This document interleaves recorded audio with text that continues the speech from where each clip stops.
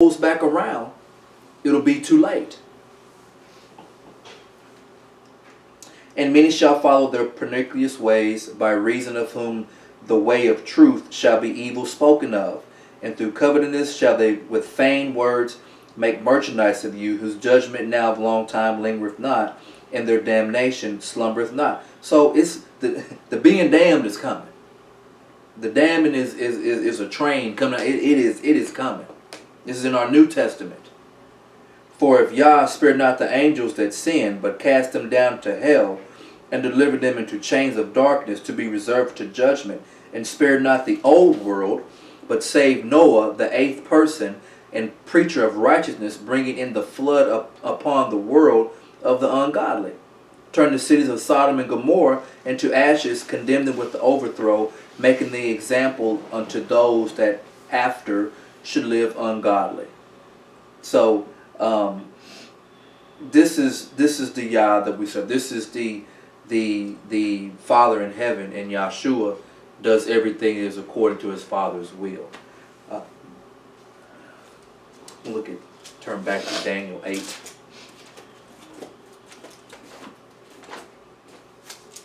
And a lot of times in Christianity, we say a lot of phrases. We call ourselves things. We sons and daughters of the King, or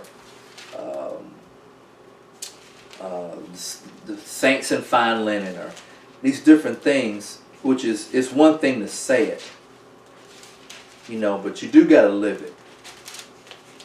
Once again, we was talking about, we was reading in Exodus about that angel that bore his name. Right? So if we're bearing his name, we're bearing Yahshua's name, then we gotta carry him a certain way. You don't, it's like if you got a child and you ask your child to bring something out the car and bring it into the house, and it's a nice shirt or a jacket, you're gonna have a problem with the child for dragging the jacket in the dirt or in the mud. Hey man, pick that jacket up. Pick it up, hold it up. Don't drag my bag. Well, we're dragging his name. We're dragging his name. I'm bearing his name, but I'm dragging it in the ground. And he's going to be all right with that. We'll see. All right, Daniel 8:25. And through his policy also, he shall cause craft to prosper in his hand. He shall magnify himself in his heart, and by peace shall destroy many. He shall also stand up against the prince of princes. So I'm not comparing any American president to this person. What I'm saying is that you've heard things like, oh, so-and-so didn't win the election, I demand a recount, or, how they, different things like that. So it will be a tactic like that, but it was standing up against the prince of princes. Okay? All right. Prince can be a couple things in Hebrew. We're going to look at in Exodus 2:14, where they said sarcastically to Moses, who made you a prince? Okay? And if you know your scripture, and if you know how Yah is, when you say something slick, that's what usually ends up happening. Who made you a prince? Well, you know what happened? Moses became a prince for Israel. So Exodus 2:14 is what they said. That word is sar. Sar. And this is another word used for prince. We're going to look at it here in Numbers 3:32. Nasi. Nasi. And Nasi is from the child root is nasa. Nasa. So if you hopefully check out some of our Hebrew, but the Hebrew word for nasa means to lift, bear, carry something. That's the child root. So a person who's a prince has been lifted. They've been lifted up. They've been established, but they also got something to carry. Okay, so a nasi. So we call ourselves kings and queens and daughters and princesses and all this stuff, and we don't really connect the dots in what we're saying. So we're gonna look at Numbers 3 really quick and 32. Now I would hopefully really recommend for you to join us this Shabbat, because we're going to get some more into this. A lot of things to to cover. And like I said, I know Hanukkah has passed, but the war continued. All right, the war continued. So in 3 and 32, and Eleazar, the son of Aaron, the priest, shall be chief over the chief of the Levites, and have the oversight of them that keep charge of the sanctuary. So in 3 and 32, it says chief in our English, but Nasi. Nasi can be prince. It can be prince, it can be chief, it can be ruler. And I wanted to look at that just because Aaron and his sons, in your own time, on your own notes, in Leviticus 8, Aaron and the sons are consecrated, right? Moses gets these orders from the Almighty, and the Aaron and the sons are consecrated. Remember, they can't leave out of the infenced area, right? They cannot leave out. Then Leviticus, I'll turn to this one here, in 8 and 11.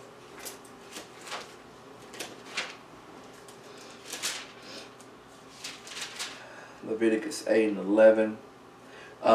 He sanctified the altar as in this part of his consecration. He sanctified the altar, the vessels, the laver, everything was sanctified and was sprinkled. All right. Then we have Leviticus 9. Okay, the glory appears. Okay, that he had said that that the Yah will appear unto you, and that the glory, and then a little bit later in 9:4 to 9:6, he said that the glory of Almighty shall appear unto you. And then at the end of that chapter, Aaron and Moses, they do the Aaronic blessing. They bless the people. They go into the tabernacle. They come out, bless them again. And all of a sudden, fire fell from heaven on the altar. Right. So the altar, the dedication that was sanctified earlier in this chapter, because Aaron and his sons were consecrated. All right. Now in Leviticus 10, we have the Nadab and Abihu incident. Right. They carried something funny up in there, and they got burnt up. So it had to be reiterated that in 10 and the Numbers 10, and then 10 through 11, the purpose of the Levites, that they will put a difference between holy and unholy, between clean and unclean. They may teach the children of Israel all the statutes which the Lord has spoken unto them by the hand of Moses. And it's also in Ezekiel 44:23 through 24 that where what the duty or the call of being a Levite. So if you call yourself a priest, or if you quote Peter or Cephas and say, I'm part of the royal priesthood, then you need to be pushing Leviticus 10 through 12, and Ezekiel 44:23 through 24. Okay. In Numbers 3:1 through 12, we have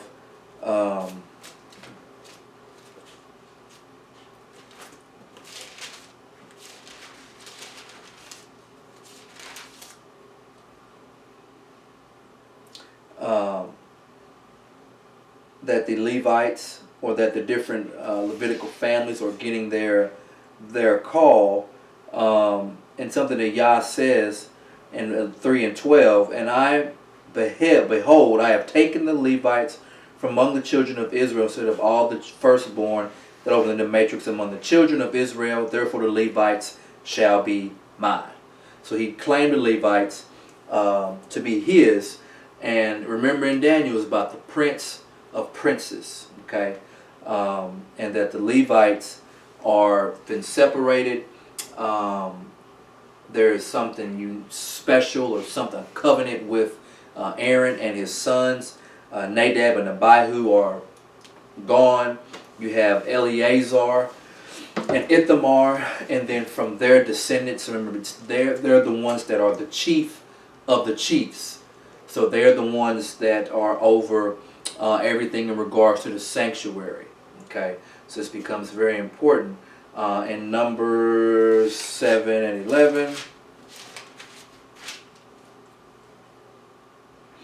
7:11 in Numbers it says, and the Lord said unto Moshe, they shall offer their offering each prince on his day for the dedicating of the altar. Right? For the dedicating of the altar, that is the Chanukkah of the altar. And this is what he said was each prince, so that every tribe had a prince or a leader, and they brought their offering to the altar for dedication. So you have the prince of each tribe, but you also have the chief prince with the Levites. So the dedication, the Chanukkah, to dedication, consecration, initiation. Okay, and then Chanak, which is where this word comes from, to train up, dedicate, inaugurate. We talked about this on the Shabbat. We have some of our pictograph Hebrew here with our modern script, and we'll talk about that another time. The symbolism in that, but it is everything about us separating and us wanting to have a fresh, clean start. And what a fresh, clean start, we want to see what Yah can do with us. And a lot of adversaries that there is no fresh, clean start, and that's not true. If you want him, you can have him. And if you want to start over and hit reset, you can hit reset. It's just how long are we going to stay on a straight, righteous path before we kind of fall back to that old man or that old woman. All right.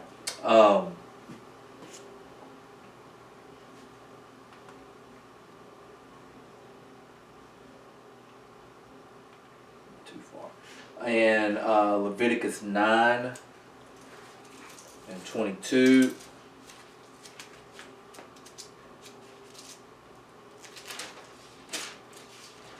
Leviticus 9 and 22. We talked and we said, so this is the altar which was dedicated, and now we have, or the Levites have been consecrated, the altar pieces, the temple, everything that when they were out in the wilderness was dedicated to Yah, and then the fire fell down in Leviticus 9:22. We also have this same scenario happen with Elijah against the 400 prophets of Baal and the 350 of the grove or whatever. But I think 400 and 450. But we also have that with Elijah and the fire falling down on the altar. Okay. So the dedication, the Chanukkah, is something that we can actually find in our scriptures. In 1 Maccabees 4:56 to 61. So they kept the dedication of the altar 8 days and offered burnt offerings with gladness, sacrifice to sacrifice of deliverance and praise. They decked also the forefront of the temple with crowns of gold and with shields with the gates of the chambers. They renewed and hanged the doors upon them. Thus there was very great gladness among the people, for that the reproach of the heathen was put away. Moreover, Judas and his brethren with the whole congregation of Israel ordained that the days of dedication of the altar should be kept in their season from year to year, cyclical, okay, by the space of 8 days. So if the Chanukkah is to be observed and to be celebrated and embraced year after year after year after year, wouldn't that mean that the little horn that became exceedingly great, that pushed westward and southward and went to the pleasant land, that has to repeat. That must repeat. That from year to year, from the space of 8 days, from the 5 and 20th day of the month, Koslau, with mirth and gladness. At that time also they built up upon the Mount Sion with high walls and strong towers round about, lest the Gentiles should come and tread it down as they had done before. Lest the Gentiles should come and tread it down as they had done before. So whatever happened aforetime was written for our learning, and instead through the patience, and comfort of the scriptures, that we might have hope. And they set there a garrison to keep it, and it fortified Bethsura to preserve it, that the people might have a defense against Idumea, right, against Edom.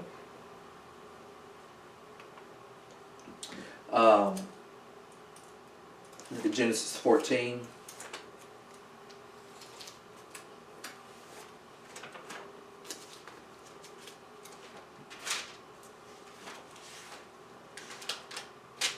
Genesis 14 and 18. And Melchizedek, king of Salem, brought forth bread and wine, and he was a priest of the Most High God. What in the world does Melchizedek have to do with this? Well, Melchizedek is the Melech Zadik, this king of righteousness. And something that happened during this time, this Chanukkah time, that Antiochus cut off the Aaronic priesthood. He had Onias III killed. He removed the priests from their office and put in the brother of the priest, who was a wicked man. Then he took that brother out and put a more wicked man in, who was not even an Aaronite. He was not even of the family line. So this is what the Bible has said, and this is exactly what happened. So now we fast forward to our time. Well, there is no temple, right? Well, technically there is a temple. You're a temple. I'm a temple. Okay? Right? We're the lively stones that Yah is trying to build a spiritual house. Know ye not that your body is the temple of Elohim? That's what Shaul says. So now we have, if we say, well, what about this great high priest? Well, there is an order, or there's something that was said about Melchizedek here in Genesis 14 and 18. We're going to turn to look at Numbers really quick. Got that in my notes. I forgot why I put it there. It had to be there for a reason. So let's go to Numbers 25 really quick.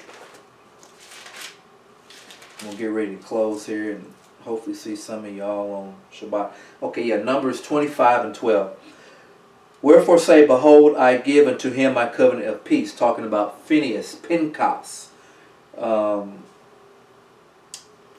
or Pinchas, the son of Eleazar, son of Aaron. Okay. And he shall have it, and his seed after him, and the covenant of the everlasting priesthood, because he was zealous for his God and made an atonement for the children of Israel. So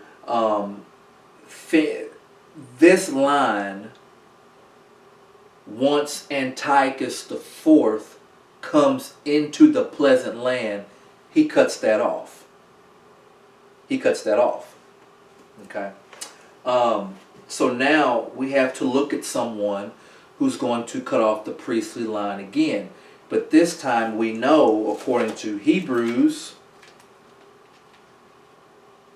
this is why this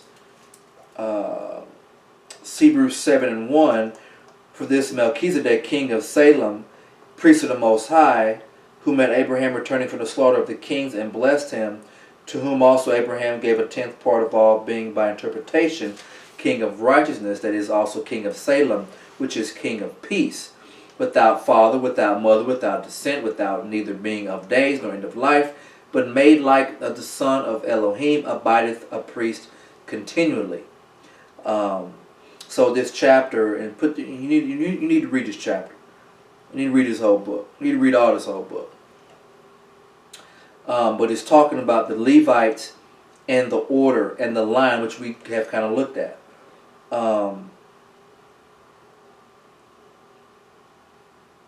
It talks about the Levitical priesthood, but we want to fast forward verse 13 and 7. For he of whom these things are spoken pertaining to another tribe, of which no man gave attendance at the altar. For it is evident that our Lord sprang out of Judah, of which tribe Moses spake nothing concerning priesthood.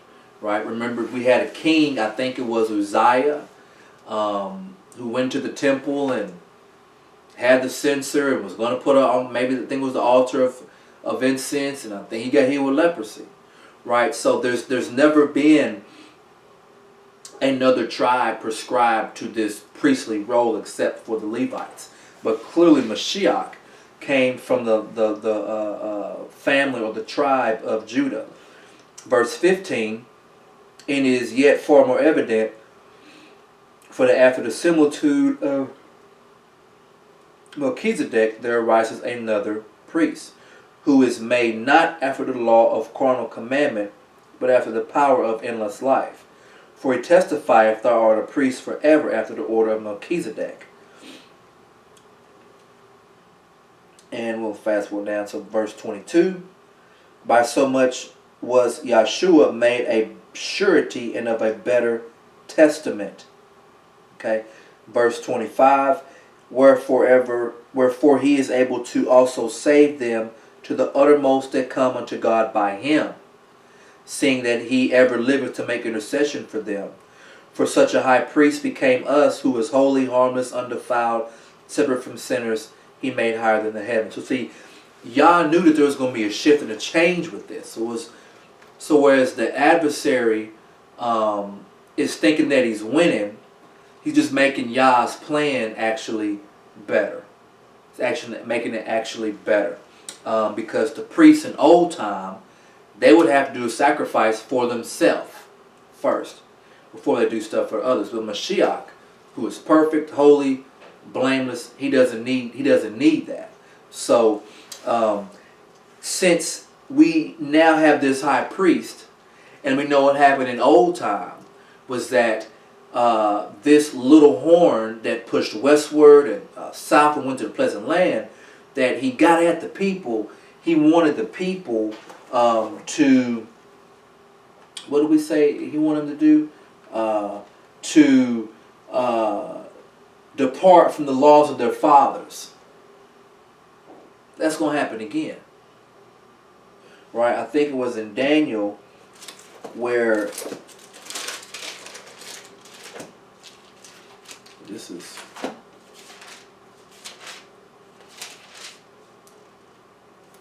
So listen to this in Daniel 8 and 11. Yea, he magnified himself even to the prince of the host. Okay. And by him the daily sacrifice was taken away, and the place of the sanctuary was cast down, and a host was given him against the daily sacrifice by reason of transgression. Right, so, and it cast down the truth to the ground, and it practiced and prospered. So one thing we know is that there were plenty of people who turned their back on the covenant of the Almighty. So that's going to happen again. That there's going to be an attempt to cut off the prince of the princes, to cut off the chief of the host. Thinking first, but in the New Testament that we're the body and Messiah is the head. So there's going to be an attempt to cut off the head, to quote unquote cut off the head. And there's going to be plenty of people who are going to buy whatever this replica of Antiochus does or says through the policy. Right, through the policy. So what we're going to see is that there will be people looking for help or looking for a savior. So this is why we're told over and over in our Brit Hadashah, or in our New Testament, that many will come in his name. Many will come. There will be many false Christs, many false prophets, because people is going to be so bad that people are going to be looking for someone to save them. In the same way that it was so bad during this time that 160, 70 years later, Mashiach is born into the world, and they're looking for someone to save them. This is why the attitude of the disciples and the apostles is like, okay, all the stuff you're saying about the kingdom of God is great, but are you going to restore the kingdom to Israel again? Are you going to go gather the dispersed again? You're going to go take care of the Romans. Get these Edomites out of here. So people are going, it's going to repeat again, and that the Chanukah, that there are things that happen, that have taken place, that the Bible foretold, that was very prophetic. I find it not a coincidence that we see the nations once again intertwining, and there's war, right? Greece becomes a power because of war. So we see the nations again gathering their arms and beating their plowshares into spears and hooks. So everything is repeating again. We will definitely get into this some more on this Shabbat, but we just want to do a little something. We want to get this done during the feast. We had a lot of stuff going on, so that's just life. But I hope we could see the connections here, that what happened then will happen again. The Bible foretold us. The things that were written in 1 Timothy and 2 Peter is giving us a precedent of the attitude and the environment, just like it was in their time. We got to go through the exact same thing. So may we be wise, may we be just, may we love Yah in all His ways, may we love our neighbors like we love ourselves. And if we do these things and walk humbly with Yah, we'll be fine. So I just want to thank you for joining us, and Yah speed to you, and hope to hear from you or see you soon. That being said, peace and shalom.